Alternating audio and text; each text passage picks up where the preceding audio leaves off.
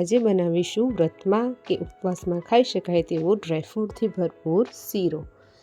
તો તેના માટે સૌથી પહેલાં એક પેનની અંદર ઘી ગરમ કરીશું। ઘી ગરમ થઈ જાય એટલે તેની અંદર રાજગરાનો લોટ એડ કરીશું અને બરાબર મિક્સ કરી લઈશું।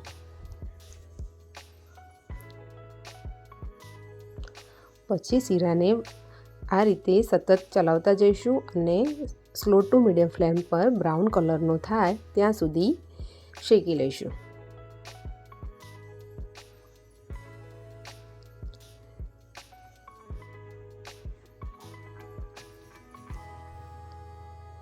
તેને આ રીતે સતત ચલાવતા જો।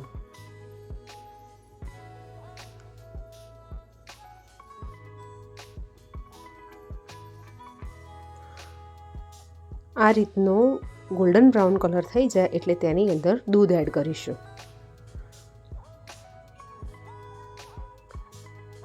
દૂધ એડ કર્યા પછી બધું બરાબર મિક્સ કરી અને ઘી છૂટું પડે ત્યાં સુધી તેને સતત ચલાવતા જઈશું।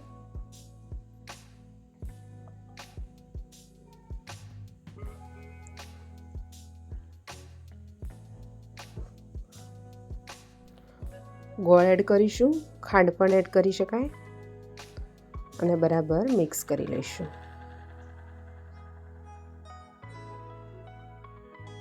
હવે આ રીતે ઘી છૂટું પડવા લાગ્યું છે તો શીરો પણ તૈયાર થઈ ગયો છે। તો એની અંદર ડ્રાયફ્રૂટ એડ કરી દઈશું। તો તૈયાર છે ગરમા ગરમ શીરો।